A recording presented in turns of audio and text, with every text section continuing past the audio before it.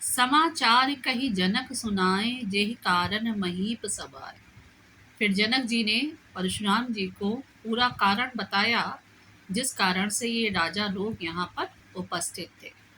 सुनत बचन, उनके वचनों को सुनकर फिर अनंत निहारे अर्थात कि वो आकाश की तरफ देखने लगे।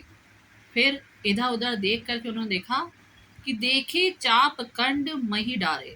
फिर उन्होंने उस धनुष के टुकड़े को, जो कि टूटा हुआ था, श्री रामचंद्र जी के द्वारा तोड़ा गया था स्वयंवर के लिए, जमीन पर, धरती पर पड़ा हुआ देखा।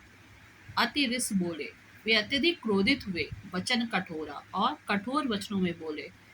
कहु जड़ जनक धनुष कै तोरा, कि हे जनक तुम बताओ वो कौन सा मूर्ख है जिसने इस धनुष को तोड़ा है।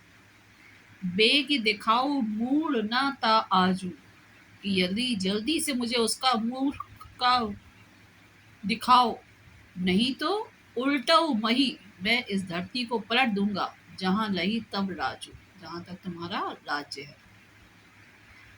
अति डरु उतरु देत नृप नाही, कि राजा जनक अत्यधिक भयभीत हो जाते हैं परशुराम जी की आवाज को सुनकर और कोई उत्तर नहीं दे पाते हैं।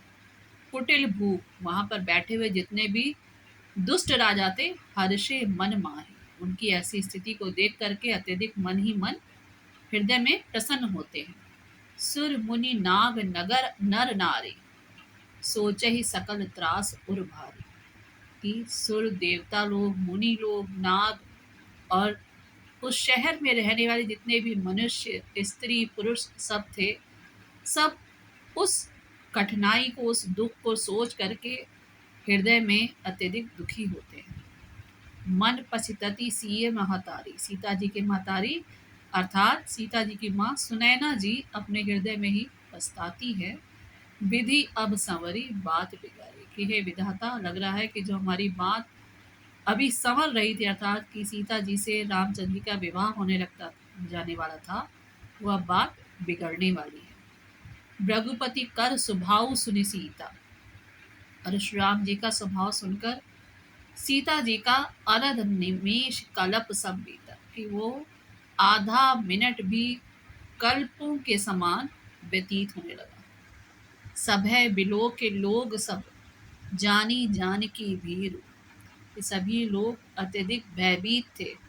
और फिर जानकी जी भी अपने हृदय में डर रही थी। हृदय न हर्ष विषाद कछु बोले श्री रघुवीर, लेकिन श्री रामचंद्र जी जानकी जी का डर देख करके, सुन करके, अपने हृदय में ना उनके अत्यधिक प्रसन्नता थी, ना कोई दुख था। और फिर श्री रामचंद्र जी बोले,